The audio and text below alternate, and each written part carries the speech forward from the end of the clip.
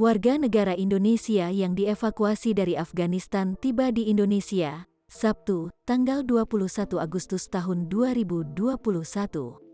Ada 26 WNI yang berhasil dievakuasi dari Afghanistan. 26 WNI itu langsung disambut oleh Menteri Luar Negeri Retno Marsudi dan Panglima TNI Marsikal Hadi Cahyanto. Pesawat TNI Angkatan Udara yang mengangkut WNI tersebut tiba di Bandara Halim Perdana Kusuma, Jakarta sekitar pukul 3:09 waktu Indonesia Barat. Setelah pesawat mendarat, terlihat sejumlah tenaga medis yang menggunakan alat pelindung diri lengkap, masuk ke dalam pesawat untuk mengecek kondisi para penumpang yang baru datang dari Afghanistan.